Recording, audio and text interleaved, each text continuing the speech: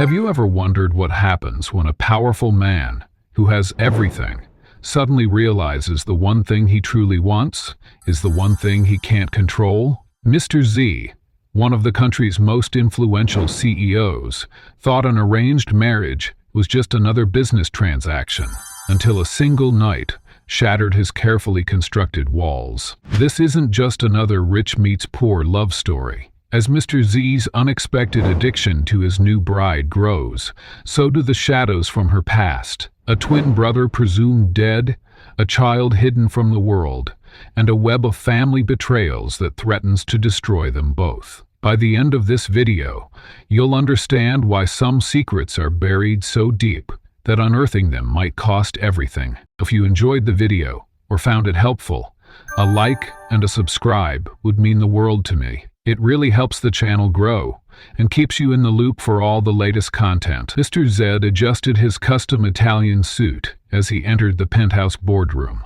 His kingdom of glass and steel, where million-dollar decisions were made without a second thought. The city skyline stretched beyond the floor-to-ceiling windows, the perfect backdrop for a man who had spent his life rising above others. Today, however, was different. Today wasn't about acquiring another company.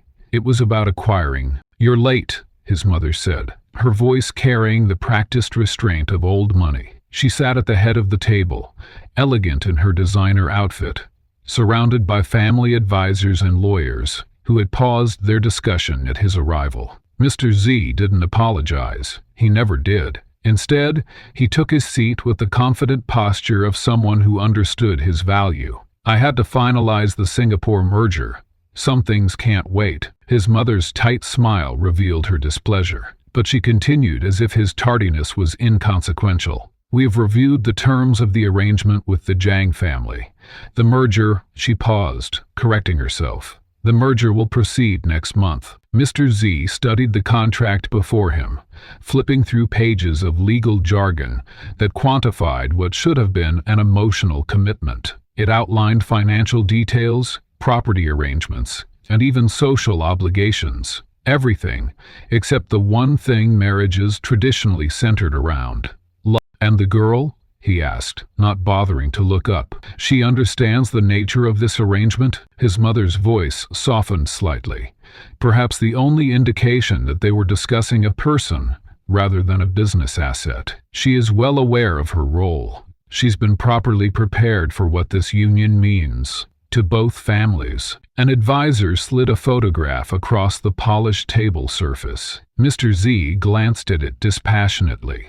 A young woman with delicate features and eyes that seemed to hold more depth than he'd expected. She was beautiful, objectively speaking, but beauty had never been difficult to find in his world. "Her family has fallen on hard times since her father's passing," his mother continued. "They maintain social connections, but lack the capital to sustain their position. They need this as much as we need their name." Mr. Z leaned back in his chair. His mother rarely insisted on anything without multiple layers of motivation. The Zhang family has 3 centuries of respected lineage and connections to the old governance. With their support, your status in the family is secure. His mother's words carried significant weight, reminding him of his own precarious position as the youngest son in a dynasty where tradition still dictated hierarchy. Mr. Z scanned the room, taking in the familiar faces of people who had spent decades advancing his family's interests. None seemed surprised by this arrangement,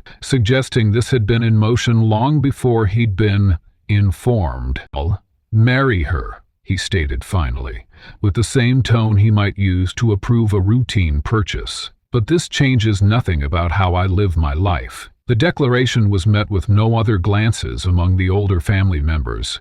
They'd seen enough arranged marriages to understand the unspoken agreement: public unity, private freedom. His uncle, a man who rarely spoke unless necessary, cleared his throat. "The Zhang girl comes from different circumstances than what you're accustomed to. Her background is," he searched for an appropriately diplomatic term, "more modest than ours." Mr. Z failed to see why this mattered. As long as she understands her role and maintains appropriate appearances, her background is irrelevant. His mother's thin smile returned. You might find her refreshing. Not every woman in this city is looking to climb social ladders or empty your bank accounts. Refreshing or not, I can handle this arrangement without any emotional complications. His confidence bordered on arrogance, the certainty of a man who had never failed at compartmentalizing his life. The family lawyer stepped forward with the finalized contract, indicating where signatures were required. Mr. Z took the pen, signing his name with practiced efficiency, officially committing himself to a woman he had never met. The scratching of his fountain pen against premium paper seemed unnaturally loud in the quiet room, the sound of his future being decided in strokes of ink. After the documents were properly witnessed and collected, the gathering broke into smaller conversations. Mr. Z moved toward the windows, seeking a moment of solitude. The city below continued its relentless pace, unaware and unconcerned with the arrangements made in towers like this one. His mother approached, standing beside him. For a moment, they shared the view in silence. You're wondering why I insisted on this particular match, she said. Not a question, but an observation. Mr. Z turned slightly. I assume it benefits us financially or politically in ways I haven't yet been made aware of. That everything is about immediate gain. Her voice carried an unusual note, something almost resembling emotion. Sometimes decisions are made with longer perspectives in mind. Before he could probe further, she changed the subject. The engagement will be announced next week. You'll meet her formally at the dinner on Thursday. Try to appear at least minimally interested. Mr. Z nodded, already mentally scheduling the dinner between meetings and flight plans. I understand my responsibilities. As the room emptied, his executive assistant approached with his usual deference. Sir, your schedule for the remainder of the week has been adjusted to accommodate the engagement announcement. Also, the Hong Kong investors have confirmed for Friday evening. Mr. Z accepted the updated calendar, noting with satisfaction that his regular Thursday evening at his preferred bar remained untouched. Even with marriage looming, some routines would continue unchanged. His small act of rebellion against the orchestrated path laid before him. Later that evening, in his downtown penthouse, Mr. Z reviewed the comprehensive profile his team had assembled on his future bride. Chei Zhen, 26, educated abroad but returned home after her father's business collapsed, currently working at a small bar in the arts district. A detail his mother had conveniently omitted. No serious relationships on record, described by acquaintances as reserved and intelligent. The contrast between their worlds was stark. While he controlled billions from glass towers, she mixed drinks for struggling artists. While he attended board meetings that shaped industries, she likely worried about rent payments. The imbalance was pronounced enough to be almost comical, if one had a taste for irony. He closed the file and poured himself a drink, contemplating the strange trajectory his life had taken. Marriage had never been a priority. Relationships were temporary arrangements in his world, pleasant diversions that ended when they became complicated or demanding. The idea of a permanent union, even one as clearly transactional as this, felt foreign. Yet here he was, contracted to share his name and aspects of his life with a virtual stranger, a woman who represented a world entirely separate from his own. The thought should have concerned him more than it did, but Mr. Z remained confident in his ability to navigate this, like any other business arrangement, with clear boundaries and minimal personal investment. As the wedding date approached, he continued his routine unchanged. Meetings during the day, occasional social appearances were required, and his Thursday evenings at the bar, where he found rare moments of anonymity. His life proceeded with the same measured control it always had, each element carefully placed in its designated compartment. Those Thursday evenings at the bar were his small rebellion against his orchestrated life. But this particular Thursday would shatter the compartments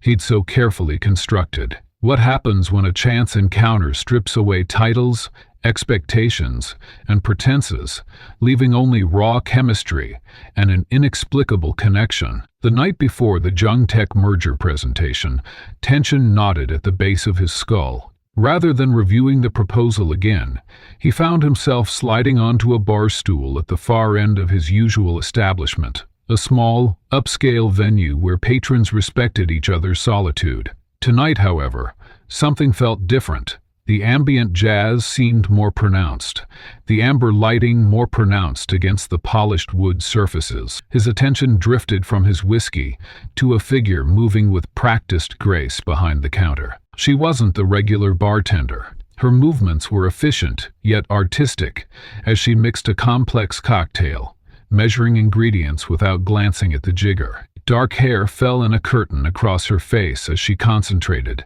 tucking it behind her ear in a gesture that struck him as oddly vulnerable. When she looked up and caught him watching, she didn't immediately avert her gaze as most women. Instead, she held it for 3 seconds, he counted, before offering the slightest nod of acknowledgement. "You're particular about your drink," she observed later, placing another whiskey before him. 3 ice cubes, no more. And you don't touch it until the glass stops sweating. Not a question, but an observation delivered without judgment. He hadn't realized anyone noticed these small rituals of control. "Habits provide structure," he replied, surprised to hear himself offering any explanation at all. In a world full of variables, constants become valuable. And yet sometimes the variables are what make life interesting. She smiled, and something in her expression suggested she understood more than she should about the weight of expectations. "I'm covering for someone tonight. Not my usual place." That explained why he hadn't seen her before. "You work at another establishment?" "In the arts district," she answered, her response deliberately vague. "Smaller place, different clientele." As the evening progressed, the bar gradually emptied until only a handful of patrons remained. She moved from behind the counter during a lull, taking the stool beside him rather than continuing to stand. A boundary crossed. In his world, such proximity would indicate an agenda. Here, it felt refreshingly uncalculated. Their conversation meandered through literature, economic theory, and philosophical debates about determinism versus free will. She challenged his perspectives without deference to his position, a position she couldn't have known, yet somehow didn't seem to seek. When she disagreed, she did so with conviction, rather than the careful hedging he encountered in boardrooms from people afraid to contradict. "You argue like someone who's had formal training," he noted, genuinely curious about her background. "Education isn't always about institutions," she countered, pulling something from her pocket. "Sometimes it's about what you observe." The silver lighter flashed in her hand as she lit her cigarette, an expensive, engraved object that seemed strangely out of place with her simple attire. The incongruity registered, then vanished beneath the wave of unexpected attraction as she exhaled, her lips forming a perfect ring of smoke. "Gift?" he asked, nodding toward the lighter. A shadow crossed her features. "A reminder," she answered cryptically. Their knees brushed beneath the counter, and neither moved away. The contact sent an electric current through him that had nothing to do with the alcohol. He found himself leaning closer, drawn by something beyond physical attraction, a recognition, perhaps, of someone equally adept at wearing masks. "I should be preparing for tomorrow," he said, making no move to leave. "And yet you're still here," she observed, turning the lighter over in her hands. The engraving caught the light. Intricate characters he couldn't quite decipher. "Sometimes, what we should do and what we need are different things." When their fingers touched across the bar, the contact felt deliberate despite its apparent casualness. Her skin was warm against his, and he found himself cataloging details he normally wouldn't notice. The slight callus on her index finger, the faint scar across her knuckle, the strength in hands that appeared delicate. "Tell me something true," she challenged suddenly, her voice dropping to nearly a whisper. "I don't know how to fail," he admitted, the words emerging unbidden. "I've never allowed myself to consider it As an option, she studied him with unexpected intensity. That sounds more like prison than freedom. No one, in his carefully curated circle, would have dared such an observation. The presumption should have offended him. Instead, it cracked something open in his chest, a door to a room he hadn't known existed. Later, he couldn't precisely recall who suggested leaving, only that they exited together as if it had been predetermined. The night air carried the scent of rain, though the streets remained dry. Her apartment was closer, a fact that seemed significant in ways he couldn't articulate. The elevator ride passed in charged silence, anticipation building with each floor. Inside her modest apartment, she moved with the same grace she'd displayed at the bar, lighting candles instead of switching on harsh overheads. The flame from her distinctive lighter danced across her features, illuminating angles and shadows he found himself wanting to trace with his fingertips. When she allowed him to, the sensation exceeded expectation, her skin warm and responsive beneath his touch. What followed wasn't the clinical physical transaction he'd experienced with previous partners. Instead, it felt like a conversation without words, each response genuine rather than performed. He found himself unusually present, focused on her reactions rather than his own release, cataloging the catch in her breath when he discovered a sensitive spot behind her ear, the way her eyes widened when pleasure overtook her. It wasn't until afterward, watching her sleep in the pre-dawn light, that disquiet settled over him. He'd revealed more of himself in this single night than in years of professional and social interactions. Not in words, precisely, but in moments of unguarded reaction. She had seen him, not the constructed persona that navigated boardrooms, but something beneath it, something he scarcely acknowledged himself. The realization sent a chill through him, despite the warmth of the bed. This hadn't been part of any plan. Control, always his religion, had slipped away without his even noticing its departure. Morning arrived with uncomfortable clarity. He dressed quietly, watching her sleep, the lighter still on her nightstand catching the early sunlight, reflecting it in patterns across the ceiling. He should leave without waking her. That would be the sensible choice, the clean break. Yet he found himself lingering, manufacturing reasons to delay his departure. When she finally stirred, opening eyes still heavy with sleep, something twisted in his chest. "You're leaving," she observed. No question in her tone. "I have a meeting," he replied, the explanation sounding hollow even to his own ears. For the first time in his professional life, he considered, briefly but seriously, the possibility of canceling a business obligation. "Of course you do." Her smile held no recrimination, only understanding that somehow made him feel worse than anger would have. "Go change the world, corporate warrior." He hesitated at her door, searching for words that would create the right closure, something that acknowledged the unexpected significance of the night, without inviting complications. Finding none, he settled for formality. "Thank you for an enjoyable evening." Her soft laugh followed him into the hallway. "That's exactly what I thought you'd say." 5 days later, he stood in his family's ancestral meeting room, adjusting his tie with unconscious precision while awaiting the formal introduction to his future bride. The mahogany-paneled walls seemed to close in around him as he reviewed the mental checklist of topics appropriate for this occasion. He'd skimmed her file but paid little attention to the merger's success. The families would exchange pleasantries, confirm the financial arrangements, and he would return to his office by noon. Simple, efficient, until the double doors opened. Time stopped. The world compressed to a singular point of recognition that sent an electrical current from his brain to his feet, rooting him to the spot. It was her, the bartender, the woman whose laugh had lingered in his consciousness for days, the stranger who had somehow extracted confidences he'd never shared with anyone.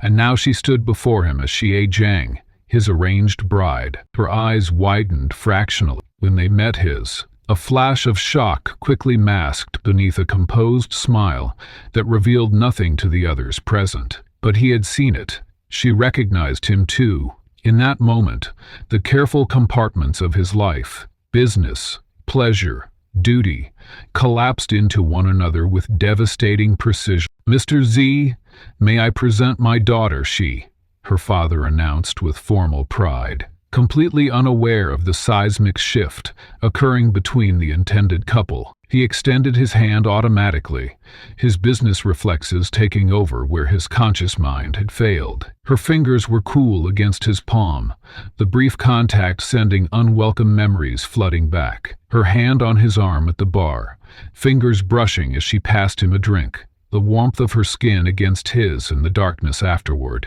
"A pleasure to meet you formally," she said, her voice steady despite the slight tremble he detected in her fingers. The emphasis on formally was subtle, detectable only to him. His mother beamed from across the room, misinterpreting his stunned silence as appropriate reverence. "Isn't she lovely?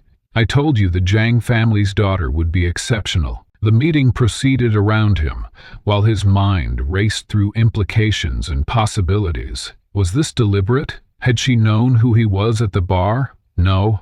Her surprise had been genuine. This was coincidence in its cruelest form, forcing him to face a woman who had already breached his defenses before he'd had any chance to prepare. "This union will secure both our families' futures," his mother announced proudly to the assembled relatives and business associates. 3 centuries of Zhang family influence combined with our financial resources, a perfect alignment of interests. He watched Shay as his mother spoke, noticing things he would typically ignore. The subtle straightening of her shoulders at the mention of interests, the thoughtful pause before she answered questions, the graceful economy of her movements. His gaze lingered on the elegant curve of her neck, remembering how he had traced it with his fingers days earlier. The memory was dangerously unprofessional in this context. During the tea ceremony, she performed each ritualized movement with precision, but he caught the intelligent assessment in her eyes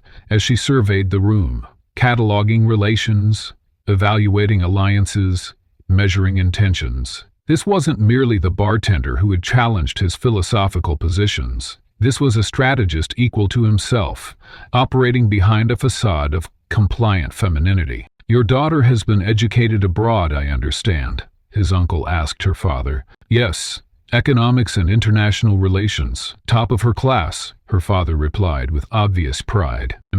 Their conversation about deterministic market theories suddenly took on new meaning. She hadn't been speaking theoretically. She'd been discussing her own expertise, challenging his assumptions with knowledge equal to his own. The realization both impressed and unsettled him. Throughout the 3-hour meeting, he maintained outward composure while inwardly cataloging the discrepancies between the woman he'd encountered at the bar and the poised bride-to-be sitting across from him. Same person, vastly different contexts. Which version was real?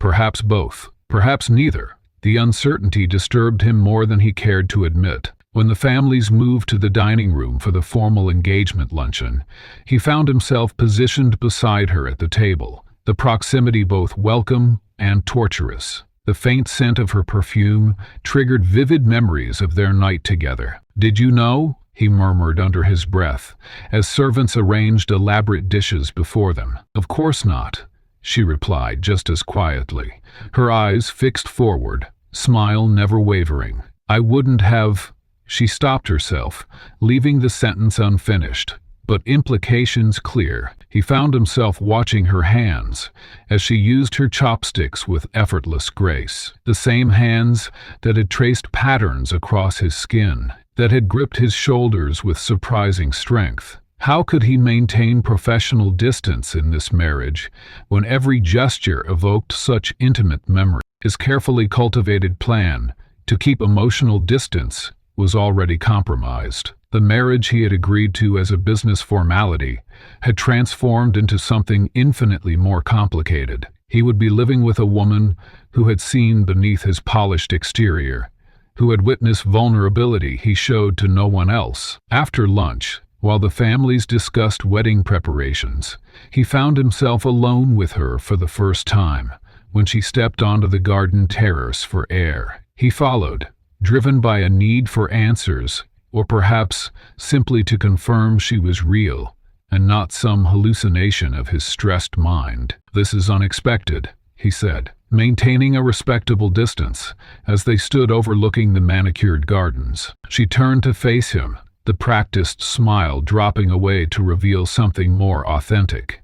Worries, amusement, resignation. Quite a single word carrying volumes of understatement. "If you prefer to reconsider the arrangement," he began, offering what he assumed she would want. "An escape? This doesn't change anything," she interrupted, her voice calm and measured. "We both know what this marriage really is." The statement should have reassured him. It aligned perfectly with his own initial approach to their arrangement. Yet something in him rebelled against her easy dismissal of what had happened between them. He wanted her to acknowledge the connection had been real, that it mattered. "And what is it exactly?" he challenged, stepping closer than propriety would normally allow. "A business transaction," she replied, holding his gaze steadily. "Your family gains our connections, ours gains your resources. The night at the bar was—" She paused, searching for the right word. "An anomaly.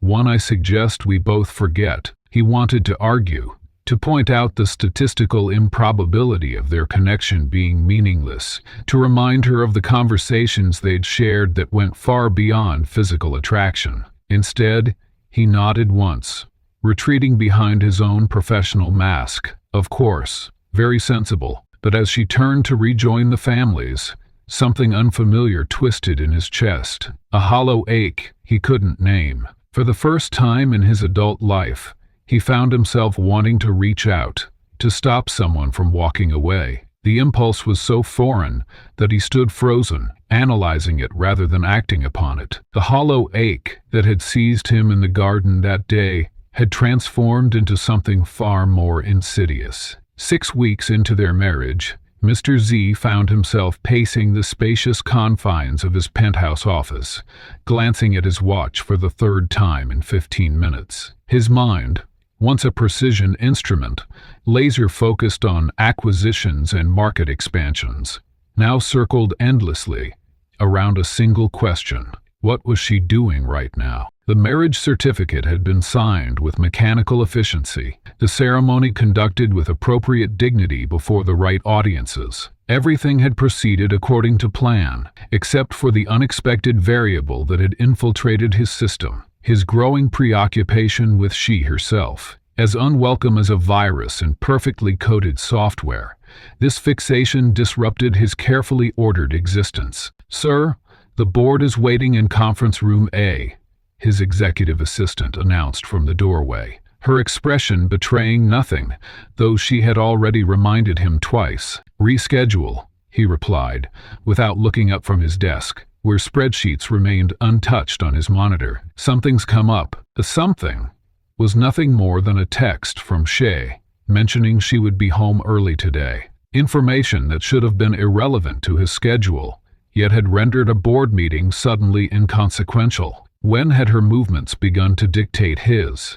The realization disturbed him, yet not enough to prevent him from gathering his coat and briefcase. In the elevator descending to the parking garage, Mr. Z caught his reflection in the burnished doors. The same immaculate suit, the same precisely knotted tie, but something in his eyes had changed. They darted now, restless in a way they'd never been before. His fingers tapped an impatient rhythm against his thigh, a newly developed habit that emerged whenever she's presence was imminent. His driver noticed the change too, observed with professional discretion the new pattern of midday returns to the residence that had begun to appear on his schedule. The man said nothing when Mr. Z barked an order to take a different route, one that would pass by the Arts District bar, where she insisted on working 3 afternoons a week, despite his increasing irritation with the arrangement. "Financial independence matters to me,"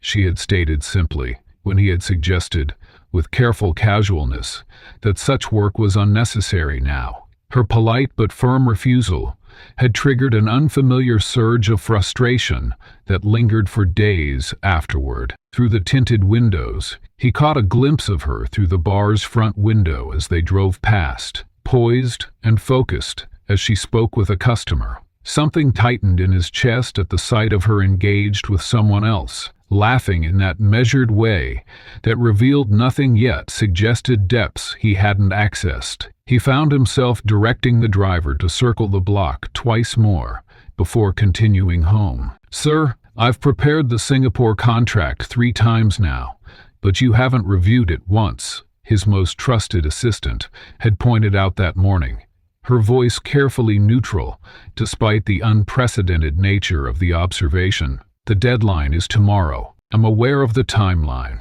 he had replied coldly, though in truth, he had forgotten completely. The Singapore deal, once the centerpiece of his quarterly strategy, had faded to background noise compared to the puzzle of his wife's daily routines, the mapping of her expressions, the catalog of her rare, genuine smiles that he was beginning to recognize from the practiced ones. At home, he found himself creating reasons to be in whatever room she occupied. A forgotten document in the living room when she was reading, a sudden need for water when she was in the kitchen. Each manufactured coincidence gave him a few precious minutes to observe her unguarded, the way she absent-mindedly twisted a strand of hair when deep in thought, how she sometimes hummed fragments of melodies he couldn't identify. "Why do you keep watching me?" she asked one evening, catching him in his surveillance. "I'm not watching you," he lied smoothly. "I'm considering the property acquisition in Busan." But they both knew the acquisition papers lay forgotten on his desk,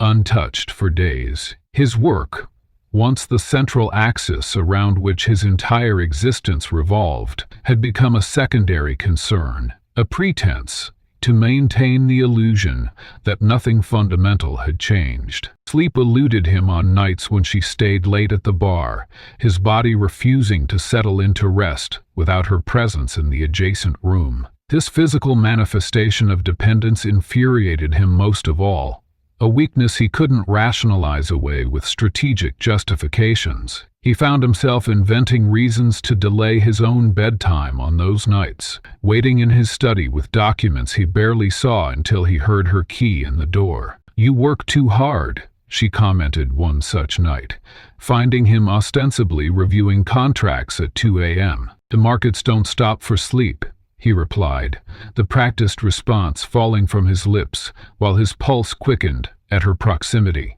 as she leaned past him to place a glass of water on his desk. One evening, in a moment of uncharacteristic vulnerability, fueled by exhaustion and 3 glasses of rare whiskey, he found himself asking about her childhood, a subject he had never broached with any previous companion, had never cared to know. "What was it like, growing up in your family?" The question emerged unbidden as they sat on the terrace, watching city lights flicker below. Her hesitation was barely perceptible, a fraction of a second where something shuddered behind her eyes, before she smiled. "Quiet," she said finally. "My father worked long hours. We moved frequently." The careful construction of her response registered immediately. Information provided, yet revealed nothing, like a perfectly balanced ledger that somehow still concealed the true nature of the transactions. In that moment, he recognized a technique he himself had mastered long ago, and the recognition only intensified his curiosity. His executive team grew increasingly concerned as weeks passed. Projects stalled awaiting his input. Decisions that once took minutes now languished for days. The ruthless efficiency that had defined his management style gave way to distraction and delayed responses. "The Zhang merger won't wait forever," his CFO warned, during a rare moment when he was fully present in a meeting. "Their CEO has already hinted at entertaining other offers." In the past, such news would have triggered immediate action, late nights, strategy sessions, perhaps a personal call to counteract the competition. Instead, he found himself noting that addressing the situation would require a week in Beijing, 7 days away from the penthouse, away from Prepare the documents, he told his team, but reschedule the Beijing meetings for next month. We'll handle the preliminary work via video conference. His executives exchanged glances, but said nothing as he closed his portfolio and ended the meeting 30 minutes early. The decision to rearrange an international business trip, a cornerstone negotiation, would once have prioritized above all else, solely to avoid extended separation from Shay, marked a fundamental shift in his decision-making process that would have been unthinkable mere months ago. Later that day, alone in his office, with the cityscape darkening beyond the floor-to-ceiling windows, Mr. Z stood motionless, staring at his reflection. The man looking back at him was a stranger, familiar in appearance, but operating on principles he no longer recognized. The revelation struck him with physical force, causing him to place a steadying hand against the cool glass. This was never part of the plan, he admitted aloud to the empty room, his voice barely audible even to himself. The sound of his own vulnerability echoing in the space startled him, a verbal confirmation of what he had been refusing to acknowledge. His carefully constructed emotional walls hadn't merely developed hairline fractures, they were crumbling entirely. Something fundamental had changed within him, a transformation he had neither anticipated nor authorized. As Mr. Z's investigative instincts awakened, the carefully constructed facade of his marriage began to crumble. The silver lighter, that expensive, meticulously engraved object he'd first noticed during their encounter at the bar, kept resurfacing in his thoughts. While she believed he barely paid attention to her personal belongings, his newly sharpened awareness missed nothing. The distinctive patina of age on the silver, the elegant script of initials not matching her own, the way her fingers caressed its surface with practiced familiarity. All of it spoke of a connection deeper than mere possession. One evening, as she showered, the lighter lay momentarily forgotten on the living room table. Mr. Z weighed the object in his palm, examining the craftsmanship that validated its considerable expense. When she emerged and found him studying it, something flickered across her expression, alarm quickly masked by practiced composure. "It seems rather valuable for a bartender's possession," he remarked, aiming for casualness but hearing the interrogative edge in his voice. She extended her hand, reclaiming the lighter with deliberate gentleness. "It belonged to someone important to me," she said, her voice softening before hardening again, as she added, "I'd rather not discuss it further." The subject change that followed was executed with the precision of someone who had spent years deflecting unwanted questions. Sleep, once Mr. Z's reliable escape, became another arena for discovery. 3 nights later, he awoke to She's restless movements beside him, her face contorted in what appeared to be distress, sweat beading along her hairline, despite the room's controlled temperature. Then came the name, whispered with such raw emotion that it pierced the quiet darkness. Yanji. The unfamiliar syllables hung in the air between them, as Mr. Z remained perfectly still, feigning sleep, while cataloging this new piece of information. Come morning, he casually mentioned her restlessness. "You seemed troubled in your sleep. Something about someone named Yenji?" The teacup in her hand paused halfway to her lips. For a fraction of a second, her pupils dilated before she recovered. "Did I? I don't remember my dreams," she replied with a casual dismissal that might have convinced someone who wasn't studying her every micro-expression. "Probably just nonsense. The brain creates strange fictions while we sleep." Mr. Z might have let it go, had he not overheard the phone call 3 days later. "ONS?" Shay's urgent whisper from the balcony reached him. "I've told you, it's too dangerous. He can never know about you." Her voice carried a fierce protectiveness he'd never heard before. As his footsteps deliberately sounded in the hallway, she terminated the call with swift efficiency, sliding the phone into her pocket with a practiced motion. "Work called you home early?" she asked, her composure restored so quickly that he almost doubted what he'd heard. "An issue with the Vancouver contracts," he lied smoothly, matching her calm with his own. "Nothing that can't wait until tomorrow." That night, Mr. Z made a decision that crossed a line he once would have considered unthinkable.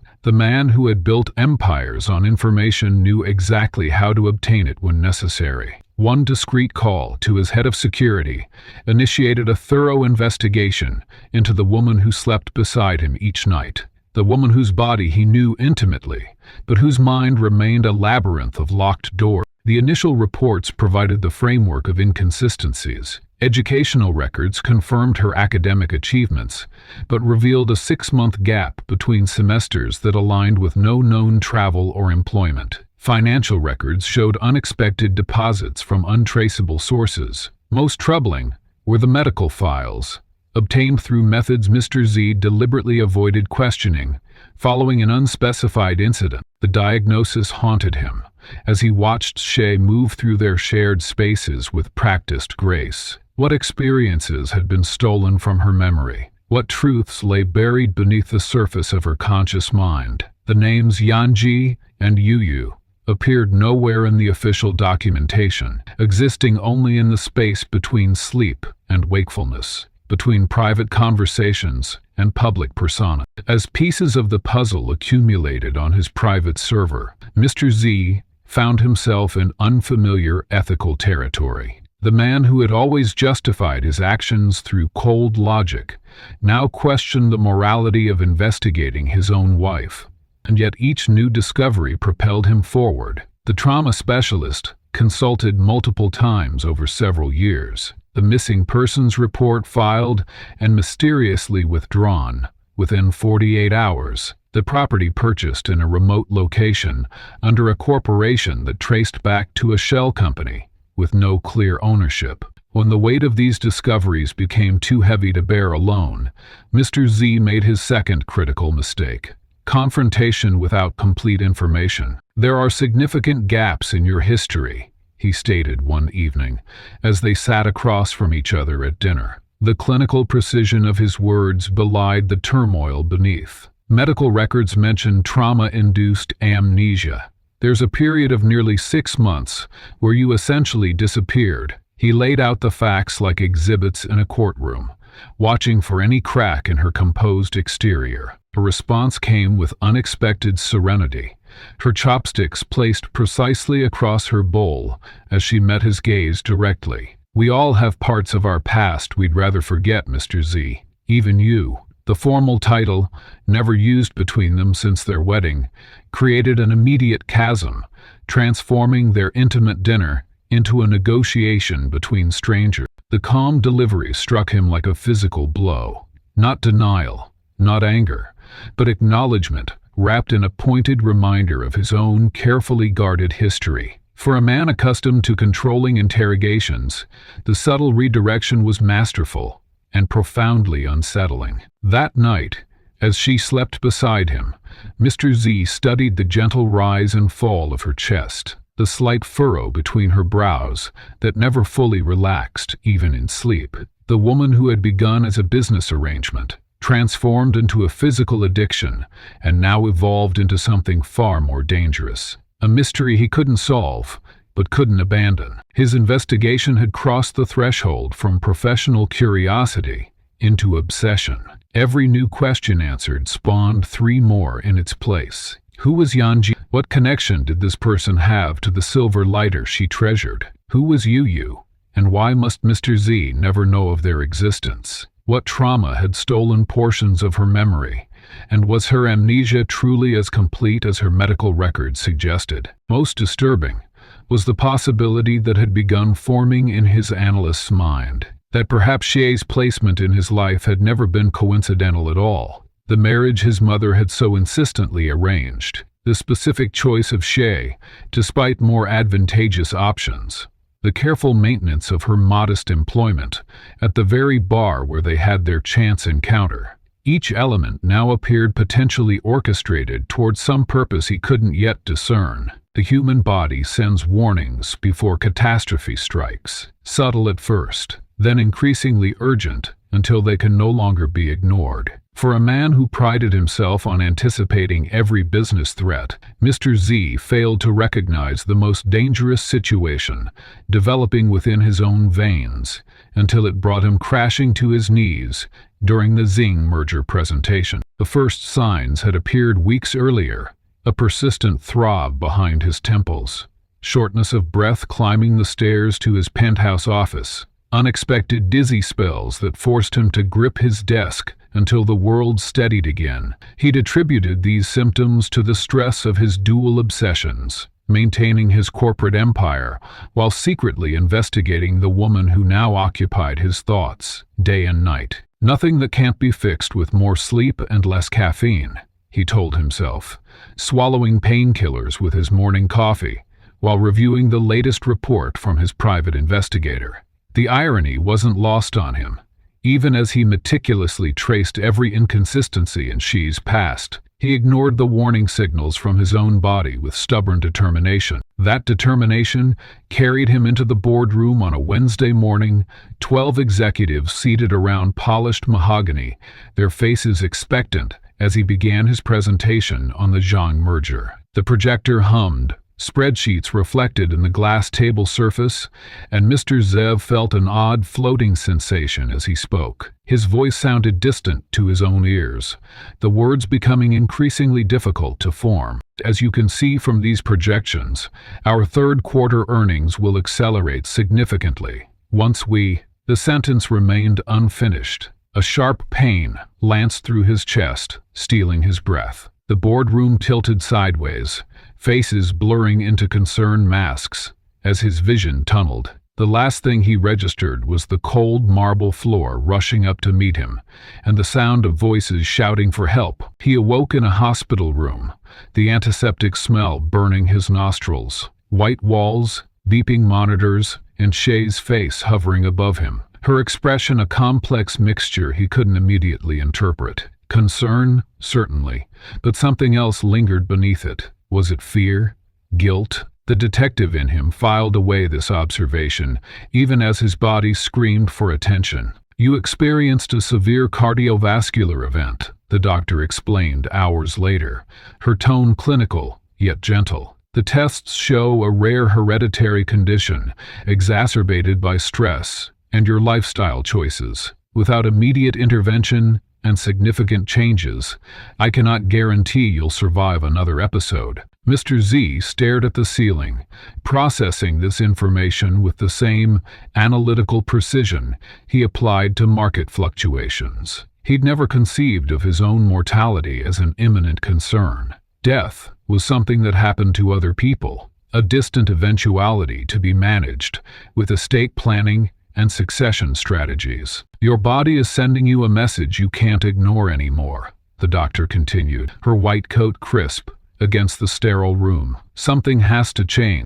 Change. The word echoed in his mind. For a man who orchestrated change in markets and industries, who manipulated circumstances to his advantage, being forced to change by the limitations of his own failing body felt like the ultimate betrayal. During the following days of tests and treatments, Mr. Z observed Xi with heightened awareness. She rarely left his side, managing his company communications remotely, arranging for his comfort with efficient grace. Yet certain moments revealed cracks in her composed facade, like when the doctor discussed genetic factors, and Xi's hands tightened imperceptibly around her purse, or when they mentioned experimental treatments, and her eyes darted away, focusing on something distant and invisible to him. On the third day, as she stepped out to take a call, a young nurse adjusted his IV, making small talk as she worked. Your wife seems so devoted, she commented, checking the monitor readings. Though I think this is the first time I've seen her in this wing. Usually she's over in neurology, isn't she? Mr. Z's attention sharpened instantly. Neurology? The nurse's expression shifted to uncertainty. Oh, I might be mistaken. There are so many patients. When she returned, he casually mentioned the nurse's comment. Her response came too quickly, too smoothly. Just a routine checkup several months ago. Migraines. Nothing serious. She reached for his water glass, providing a convenient reason to break eye contact. "Would you like some more water?" Another piece of the puzzle. Another inconsistency to add to his growing collection. Even from his hospital bed, the investigation continued. But something had changed in him. The stakes felt different now. He was playing a game where his heart, both literally and figuratively, was no longer invincible. A week later, Mr. Z returned home, physically diminished, yet mentally alert. His spacious penthouse had been transformed. Medical equipment discreetly positioned, prescriptions organized in labeled containers, a new bedroom arrangement that required less exertion. She had orchestrated every detail, consulting with medical professionals while maintaining his privacy from curious employees and business associates. Their relationship underwent its own transformation as his recovery began. The power dynamics shifted palpably. Where once he had been the embodiment of control and self-sufficiency, he now found himself dependent on she for the most basic needs: medication timing, meal preparation, physical support moving between rooms. His body, once his most reliable instrument, had become a fragile vessel, requiring constant maintenance. That first night home, as she helped him into bed, the heavy-duty pain medication loosened not just his physical discomfort, but the tight guard he kept over his emotions. In the dim light of the bedroom, with her hands gentle on his shoulders, he found himself speaking words he had never intended to reveal. "I never expected to need anyone," he said, the admission drawn from some deep well he hadn't known existed within him. Shay's movements paused, her fingers lingering on his shoulder. In the half-light, he saw something flicker across her face, a complex emotion he couldn't categorize. For a woman who carefully controlled her expressions, this unguarded moment seemed particularly significant. "We all need someone eventually," she replied softly, "even those of us who think we've mastered independence." The statement hung between them, layered with meanings neither was ready to fully explore. As the days of recovery stretched into weeks, a new rhythm emerged in their household. The careful distance they had maintained, despite their physical intimacy, began to dissolve, replaced by a different kind of closeness, one built on vulnerability rather than desire. He noticed, too, how she sometimes watched him when she thought he wasn't looking,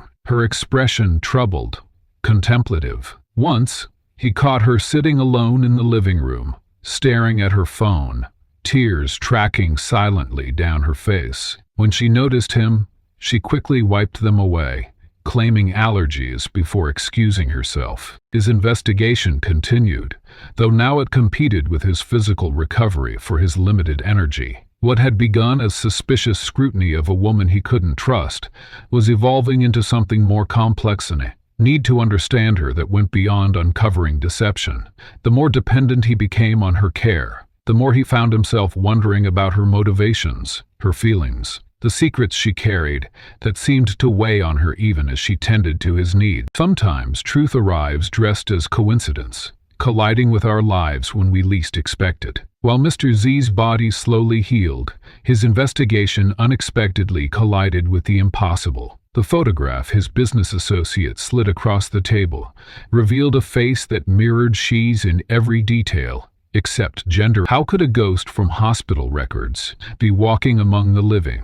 And what connection did this apparition have to the woman who now held both Mr. Z's life and his conflicted heart? "I wasn't sure whether to bring this to your attention," his associate explained, leaning forward in the chair beside Mr. Z's recovery bed. "But given your interest in your wife's background, I thought you should see this." Mr. Z studied the image with clinical precision, his fingers tracing the edge of the photograph. The resemblance was uncanny, impossible to dismiss as mere coincidence. The man captured in the frame stood outside a small cafe in a town 5 hours from the city, his posture alert, as if perpetually watching for threats. "When was this taken?"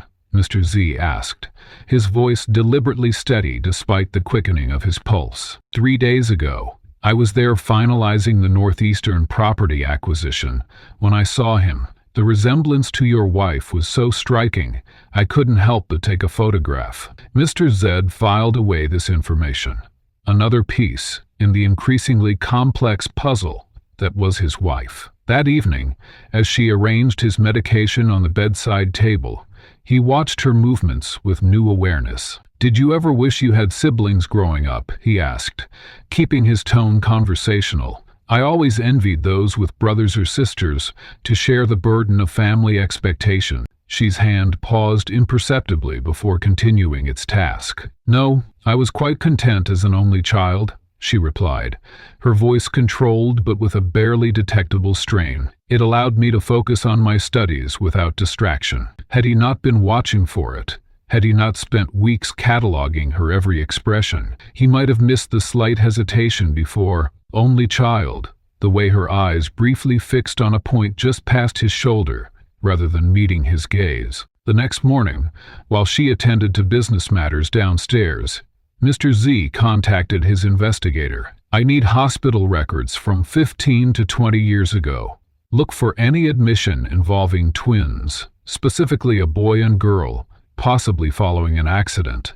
The male's name might be Yanji." The records, when they arrived 3 days later, confirmed his growing suspicion. 15 years ago, teenage twins were admitted following a vehicular incident with severe injuries. The female patient, identified as Shay Jiang, recovered after extensive surgery.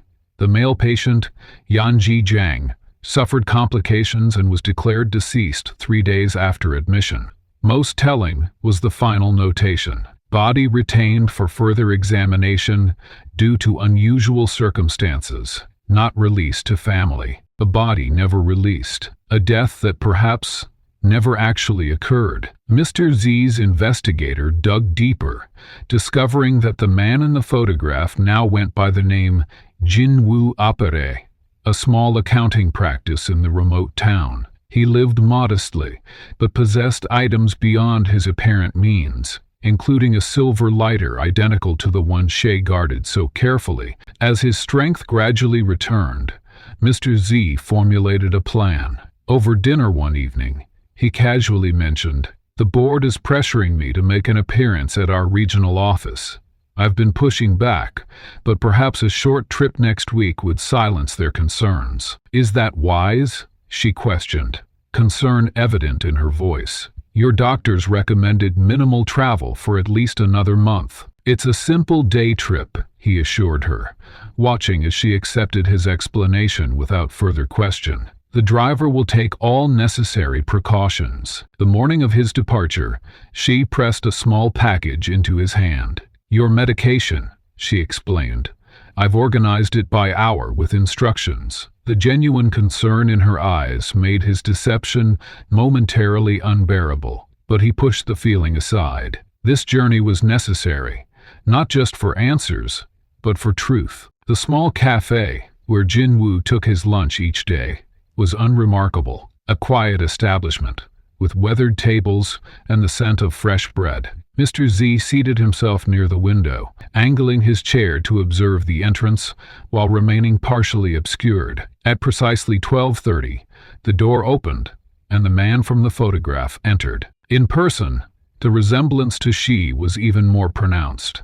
The same graceful economy of movement, the same watchful awareness. Lin Yiqianyis collected his usual order and turned to find a seat when his eyes locked with Mr. Z's. Recognition flashed immediately across his features, followed by something that looked remarkably like resignation. Without hesitation, he approached Mr. Z's table and sat down opposite him. For a long moment, neither man spoke, each taking the measure of the other. "She was never supposed to marry someone like you," Yanchi finally said, his voice a deeper timbre of Xie's, but with the same careful enunciation. "And what kind of person am I?" Mr. Z asked, maintaining the appearance of calm, despite the uncomfortable sensation of being dissected by eyes so similar to his wife's. "The kind who believes they can own everything they touch." Yanji set down his coffee cup with deliberate precision. "The kind whose family destroys what they cannot control." The accusation hung between them, sharp and unexpected.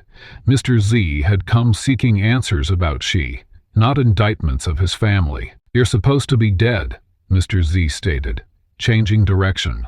"Hospital records from 15 years ago declared you deceased, following complications from an accident." A smile without humor crossed Yanji's face. "Yes, that was convenient for certain parties. Death provides remarkable freedom when one needs to disappear. The lighter, the one identical to Shay's, father gave us matching lighters on our 16th birthday. His small rebellion against tradition, ensuring his daughter received the same gift as his son." Yanji's expression softened momentarily. "We promised to keep them always, as reminders that we were never truly separated." "She doesn't remember you," Mr. Z said, watching carefully for reaction. "She calls your name in her sleep, but when awake, she seems to have no memory of your existence." Pain flashed across Yanji's features before he regained control. The amnesia was unexpected, a complication of her injuries that became unexpectedly useful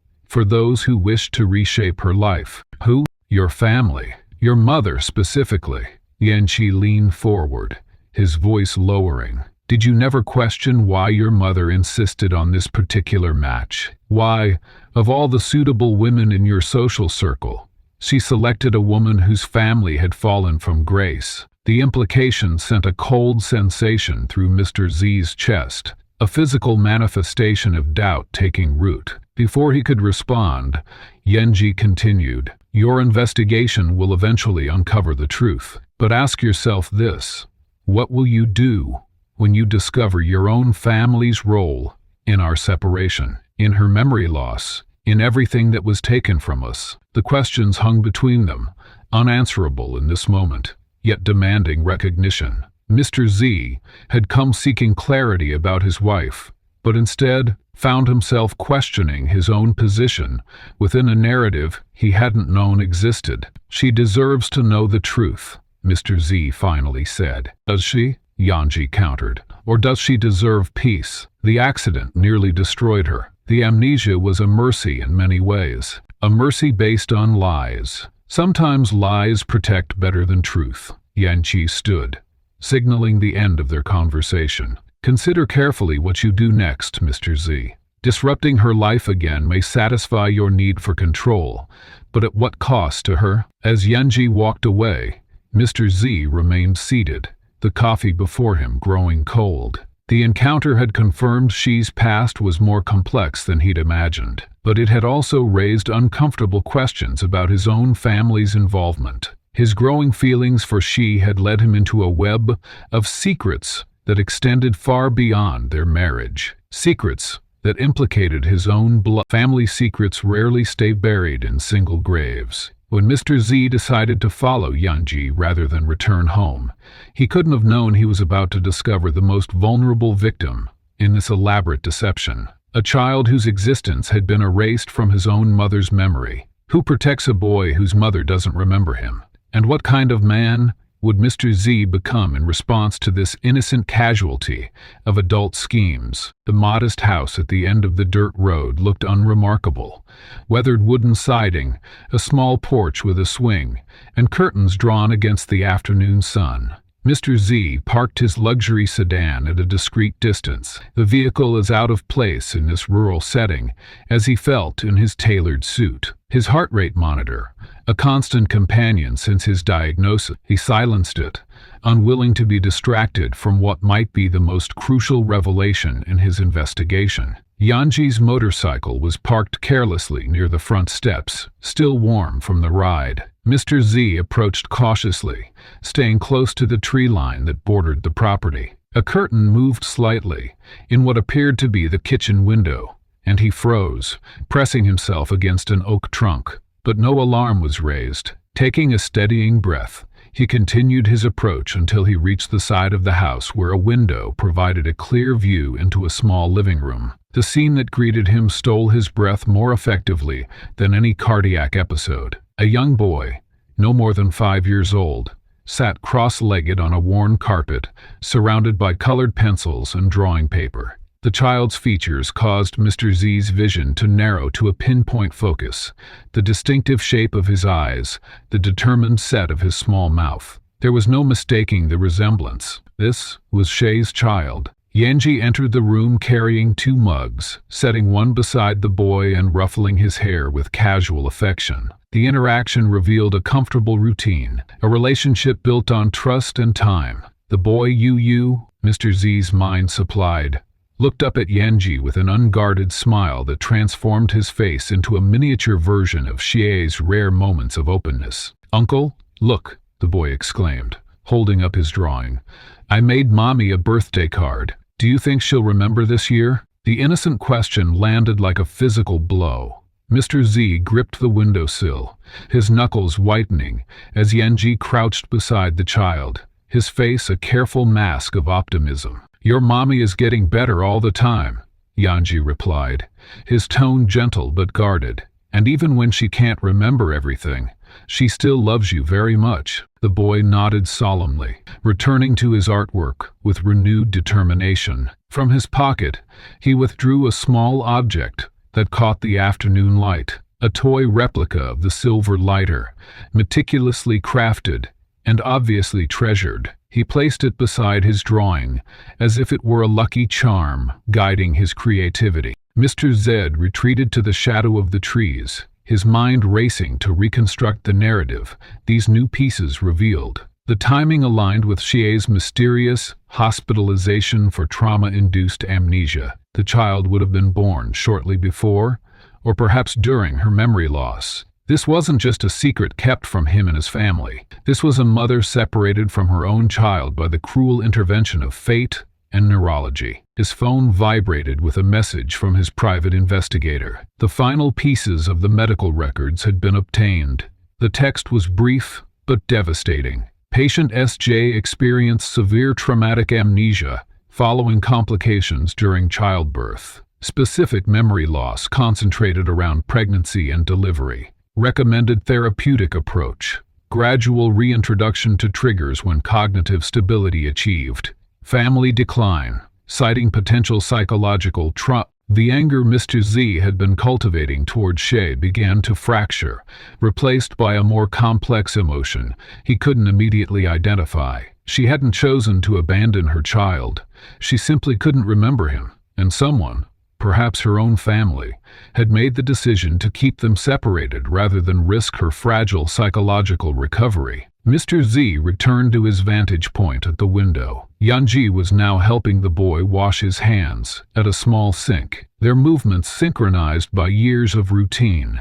The domestic scene contrasted sharply with the sterile efficiency of Mr. Z's own childhood, where nannies and household staff had maintained appropriate distance while providing necessary care. When the boy stepped outside to hang his artwork to dry, Mr. Z noticed something that confirmed the final connection. A small toy lighter clutched in his hand, an exact miniature of the one both Xie and Yanji carried. The child held it with reverence, occasionally flicking the top open and closed, as if practicing a gesture he'd seen performed by the adults in his life, rather than the triumphant satisfaction he'd expected to feel at solving the mystery. Mr. Z found himself overwhelmed by a profound sadness for all involved, especially the innocent child caught in circumstances beyond his control. The boy hadn't asked to be born into such complexity, hadn't requested a mother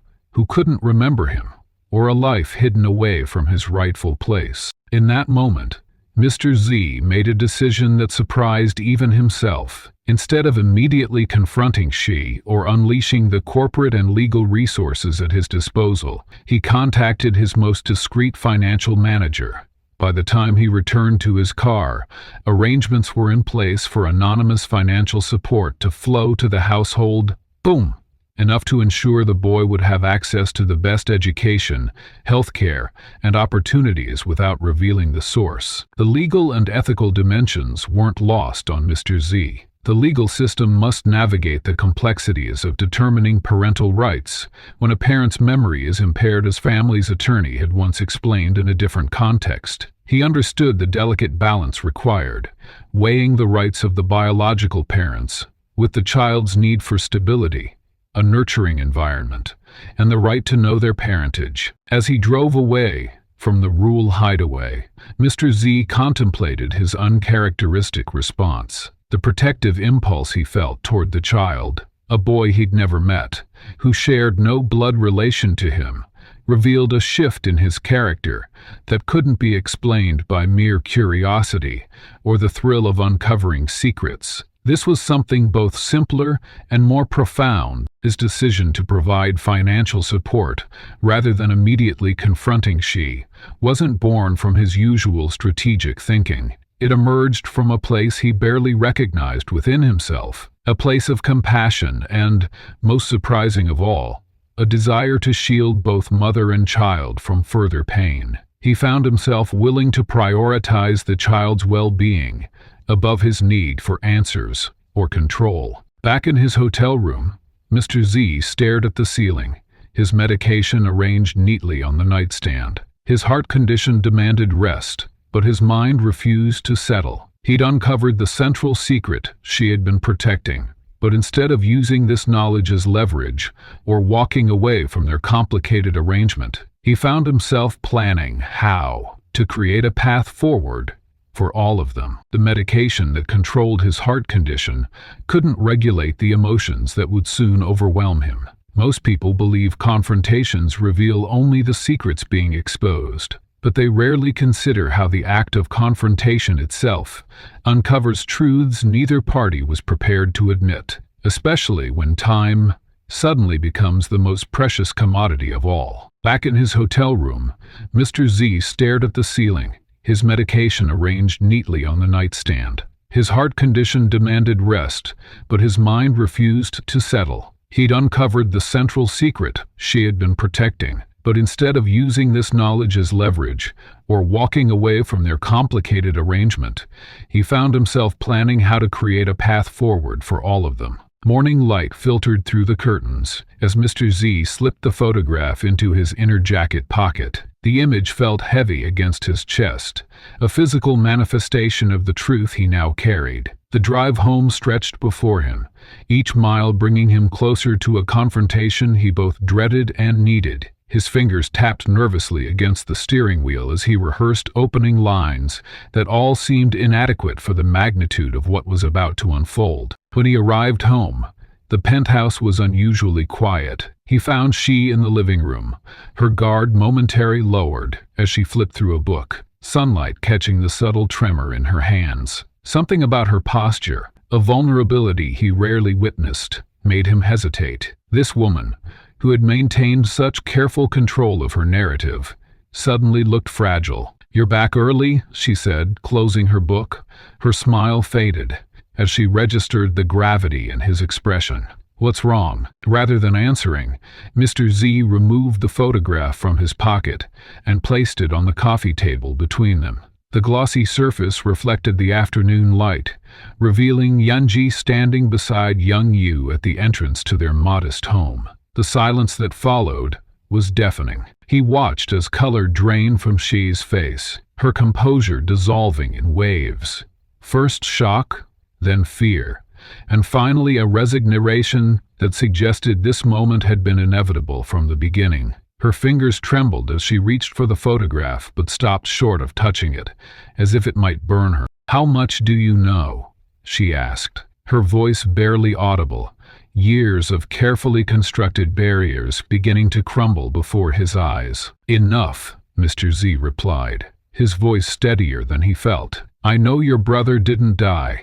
I know about the child." He paused, studying her face. "What I don't understand is why you kept them hidden, even from me." She closed her eyes, her shoulders sagging with the weight of secrets finally exposed. When she looked at him again, there was something. "It wasn't just about protecting them from you," she began, each word carefully selected. "It was about protecting them from everyone connected to our families." The truth emerged in painful fragments. Yenji hadn't died in the accident, as official records claimed. He had chosen to disappear, creating a new identity to protect both she and her child from powerful interests who sought control over their family's hidden legacy. A legacy Mr. Z was only beginning to understand involved both their families. The accident wasn't random, she explained, her voice growing stronger as she continued. It was orchestrated by people who wanted access to assets my father had hidden,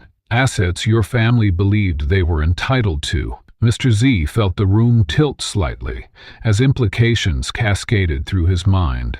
My family was involved, your father's business partners, she clarified. They believed my father had hidden funds they were owed. When he refused to cooperate, they arranged the accident. What they didn't anticipate was that I would survive, or that Yanji would be clever enough to fake his death and escape with evidence of their crime. As she spoke, Mr. Z noticed how she touched her temple when mentioning the accident, an unconscious gesture connecting to the trauma that had robbed her of crucial memories. And your amnesia? He asked quietly. Is that real? Pain flickered across her features. Yes, there are still significant pieces of my past I cannot access. The early months with Yu, her voice broke. I have photographs Yanqi kept for me, but no actual memories of holding my son as an infant. Doctors say the memories might return someday, or they might remain lost forever. Mr. Z tried to process everything, the complexity of emotions threatening to overwhelm his carefully managed composure. Who is Yu's father? A shadow passed over Shay's face. Someone I loved before the accident. He doesn't know about Yu, and it needs to stay that way. He's connected to the same people who tried to destroy my family. As the conversation intensified, Mr. Z felt a familiar tightness in his chest, a warning sign he'd been trained to recognize. He loosened his tie, but the pressure continued building. The culmination of stress, shock, and emotional turmoil proved too much for his compromised heart. Mr. Z? She's voice sounded distant suddenly. Are you all right? He tried to respond, but the words wouldn't form. The room tilted sharply as he felt himself sliding from the chair. Through the encroaching darkness, he was vaguely aware of Shay rushing to his side, her voice sharp with panic as she called his name, his real name, not the formal address she typically used. Stay with me, she pleaded, her fingers pressed against his wrist, checking his pulse. Please, just stay with me. The clinical part of his mind recognized the signs of another cardiac event, the crushing pressure, the shortness of breath, the cold sweat breaking across his forehead. But what surprised him was not the physical symptoms, but Xie's reaction. Her composed mask had completely shattered, revealing raw terror as she fumbled for her phone to call for help. Through waves of pain, Mr. Z watched her face, seeing something he never expected. Genuine fear of losing him. Not the calculated concern of a business partner, but the devastating panic of someone facing an unbearable loss. They're coming, she assured him, cradling his head in her lap. Just hold on. As consciousness flickered, he caught fragments of her whispered words. Not carefully constructed explanations, but raw, unfiltered emotions. She spoke of regrets, of things she wished they'd done differently, of fears she'd never voiced. The paramedics arrived in what seemed like seconds and eternities simultaneously. The efficiency of their movements contrasted sharply with Shay's trembling hands as she stepped back to let them work. Even in his compromised state, Mr. Z noted how she never left his side, answering medical questions with remarkable precision, while her eyes remained fixed on his face. In the ambulance, drifting between consciousness and darkness, he felt her hand gripping his. The wail of sirens provided a surreal backdrop to her whispered words. Please don't leave me, now that you know the truth, she said, her voice breaking. The raw vulnerability in that simple plea revealed what might be the final and most significant secret, that somewhere along the way, their arrangement had transformed into something neither had anticipated. Through the haze of medication and pain, Mr. Z realized that she needed him as much as he had come to need her. The confrontation had exposed not just her secrets, but the unexpected depth of connection that had formed between them, despite all the barriers they had constructed. As Mr. Z drifted between consciousness in his hospital room, the sound of the door opening barely registered until he felt a familiar presence beside him. His mother stood there, not with the imposing authority she typically commanded, but with something he'd never witnessed in her carefully composed features: vulnerability. "I see you're awake," she said softly, settling into the chair beside his bed. Her hands, normally steady and deliberate in their movements, fidgeted with the strap of her designer handbag. The silence between them stretched uncomfortably until she finally spoke again. "I know about your investigation into Shia's past." Mr. Z tensed, preparing for the reprimand that always followed any action she deemed inappropriate. Instead, she sighed deeply, her shoulders dropping as if relieved of an invisible weight. "I've been expecting this conversation for years," she admitted, her voice barely above a whisper. "There are things about this marriage you need to understand, things I should have told you from the beginning." The heart monitor beside him registered a slight increase in his pulse as his mother's gaze met his, not with disapproval, but with regret tinged with determination. "This arrangement was never about business connections," she continued. "The story I told you about securing the family's position through the Jiang name, it was necessary, but not truthful." Mr. Z attempted to sit up, wincing as pain radiated through his chest. His mother reached forward, adjusting his pillows with unexpected tenderness. "Our families share a history few people know about," she said. "Your father and Shay's father weren't just acquaintances, as I led you to believe. They were partners, close as brothers once, until greed and ambition destroyed everything." The revelation hung in the air between them, altering the very foundation of what Mr. Z believed about his family's rise to prominence. 20 years ago, they discovered something that would have made both families wealthy beyond imagination: a new technology, revolutionary for its time. His mother's voice grew distant, lost in memories. "But your father, he wanted it all. He manipulated documents, erased evidence of their partnership, and took sole credit for the innovation." Mr. Z struggled to reconcile this portrayal with the stern but principled man his father had appeared to be. "What happened?" he asked, his throat dry. "Sochi's father threatened to reveal the truth. Certain arrangements were made." She paused, choosing her words carefully. "An accident that was never meant to be fatal became exactly that. Shia's father died. Her family lost everything: their fortune, their status, their security." The implications crashed over Mr. Z like a physical blow. The accident his mother described, could it be the same one that had hospitalized teenage Shi and her brother, the same trauma that had fragmented her memories? "You arranged our marriage as restitution," he stated, the pieces falling into place with devastating clarity. His mother nodded slowly. "I couldn't undo what your father had done, but I could try to make it right."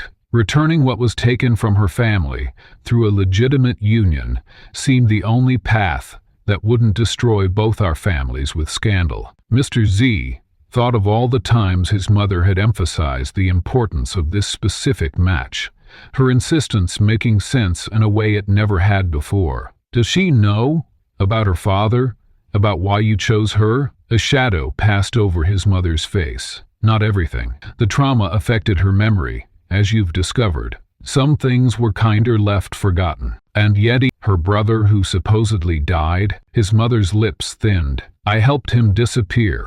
When he recovered and learned what had happened, he wanted revenge. Instead, I offered him a new identity, resources to start over. It was the least I could do." The magnitude of his mother's involvement stunned Mr. Z. For years, he'd seen her as cold, calculating, driven solely by social standing and family legacy. Now, he glimpsed the burden of guilt she'd carried, the elaborate web she'd woven to atone for his father's sins, without destroying what remained of both families. "And the child?" he asked, the final piece of the puzzle still unclear. His mother's eyes widened slightly, surprised by his knowledge. You, she said softly. I only learned of his existence after Shays' hospitalization. The pregnancy was kept secret, even from her. After the delivery, when the amnesia was evident, decisions had to be made. Who is the father? Mr. Z asked, though part of him already suspected the answer. A young man from a prominent family, someone who would have been destroyed by the scandal, whose family would have ensured the child disappeared completely if they'd known. She looked away. I made arrangements with Yanji to raise the boy safely, away from those who might use him as leverage. Mr. Z closed his eyes, absorbing the weight of these revelations.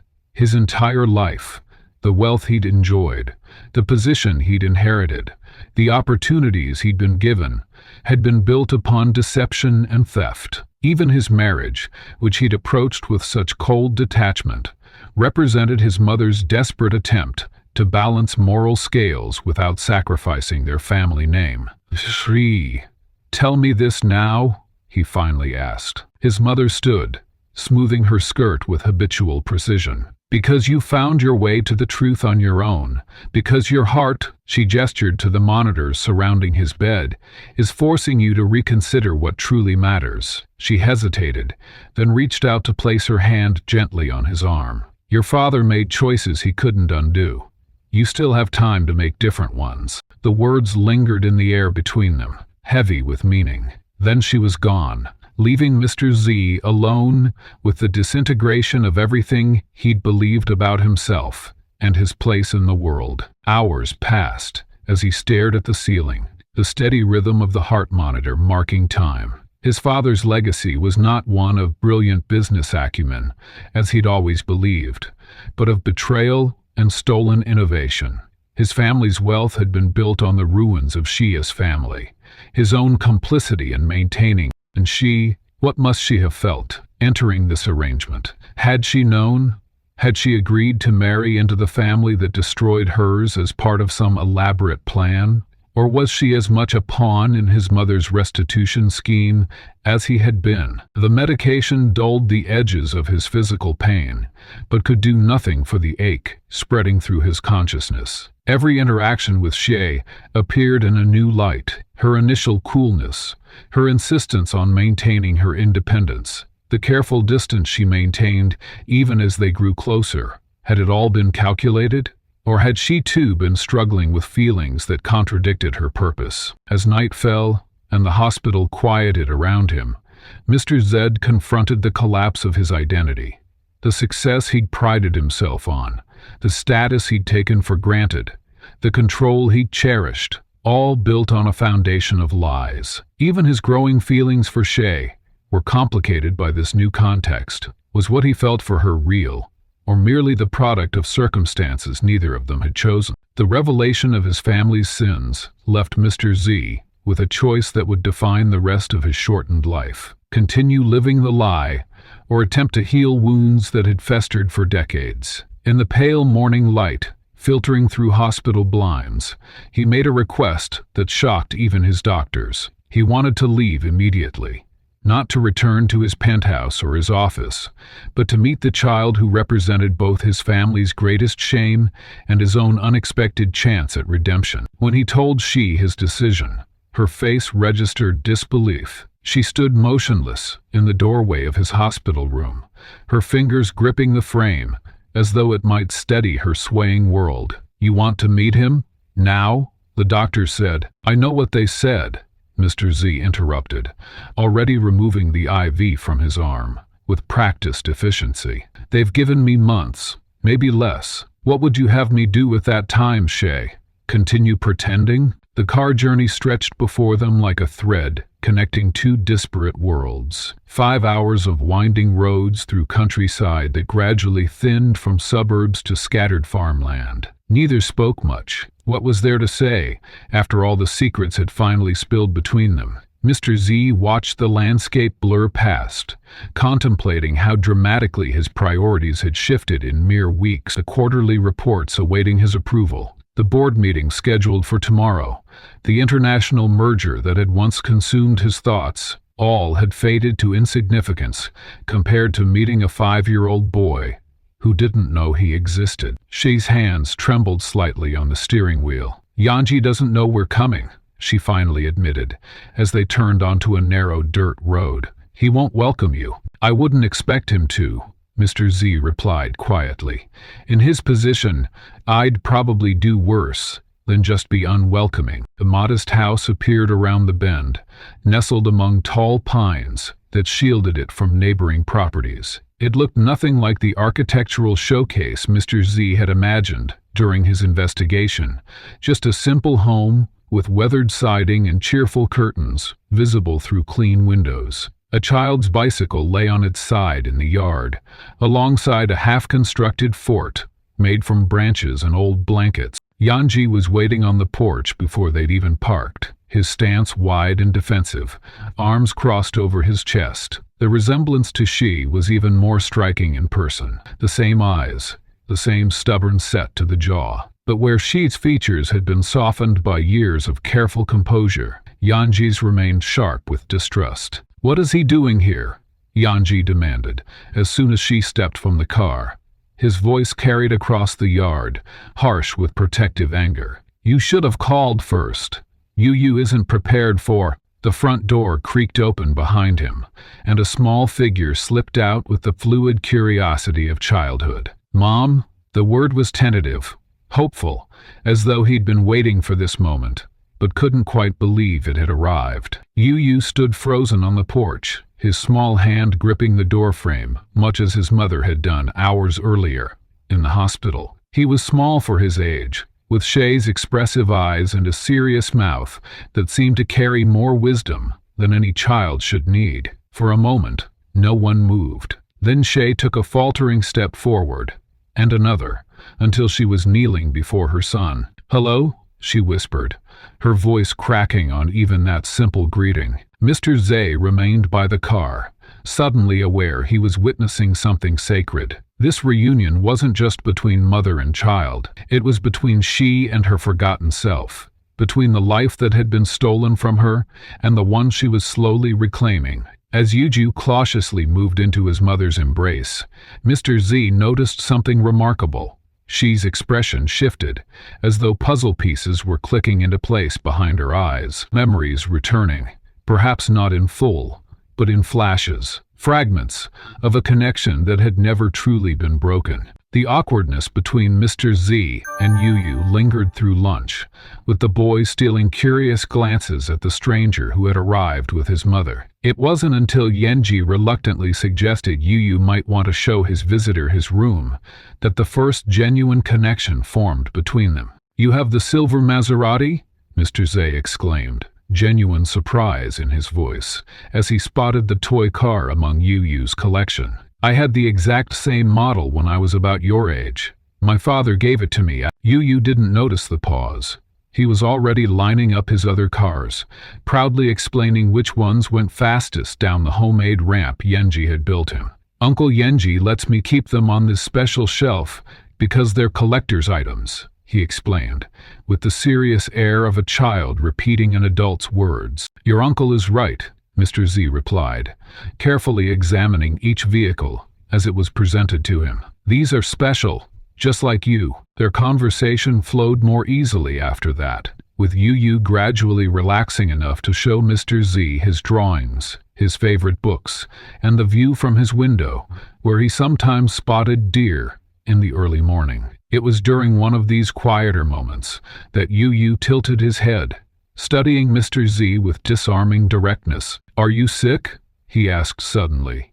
"You look tired like Uncle Yanji sometimes does." The innocent observation created an unexpected bridge. Later that afternoon, Mr. Z found Yenji alone in the kitchen, mechanically washing dishes with the tight movements of a man containing barely controlled emotion. "He's a remarkable child," Mr. Z offered, picking up a towel to dry without asking permission. "He is," Jianji agreed stiffly, "which is why I won't let him be used as a pawn in whatever game you and your family are playing." Mr. Z placed a dried plate carefully on the counter. "I'm not here to play games," My father did enough of that for several lifetimes. He paused, choosing his words with deliberate care. I came because I wanted to meet the boy before...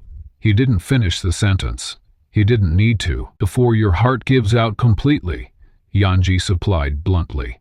Yes, I recognize the symptoms. The same condition took my grandfather. They worked in silence for several minutes, the rhythmic splash of water and clink of dishes filling the space between them. I'd like you both to come home with us, Mr. Z finally said, the request hanging in the kitchen air like a fragile thing. Not because I'm trying to control the situation, not to protect my family's reputation, but because Yu deserves to know his mother, and she deserves the chance to remember. And because, he hesitated, because I think we could be a family, all of us. Yanji's hands stilled in the soapy water. You want me to come too? Yu needs you, and frankly, so does she, so do I. The admission cost him nothing, which was perhaps the most surprising revelation of the day. The drive back began as quietly as the journey there, but with an entirely different quality to the silence. Plans had been tentatively made. Boxes would be packed. A new life would begin, not with the surgical precision Mr. Z usually demanded of transitions, but with the messiness of genuine human connection. As the city lights appeared on the horizon, she finally broke the silence. Her hand reached across the console to find his, her fingers cool against his palm. Why would you do this, when you know I kept so much from you? Mr. Z turned to look at her profile, illuminated by the dashboard lights, seeing for the first time not the arranged bride or the mysterious woman with secrets, but simply she, as complicated, wounded, resilient, she. Because some things matter more than being right or in control, he answered truthfully. Some people are worth changing for. As the final pieces of Mr. Z's transformed life fell into place, he sat beside she on their balcony, watching Yu play in the garden with his uncle Yanqi. The journey that began with cold calculation had ended with something profound, a family forged through pain and forgiveness. I spent my life believing strength came from control, he whispered, taking Shay's hand. Now I understand differently. True strength, Mr. Z discovered, emerged not from maintaining power, but from embracing vulnerability. By surrendering his need for control and opening himself to love, despite uncertainty, he had found authenticity in his final chapter. Some arrangements, it seemed, contained wisdom beyond our initial understanding.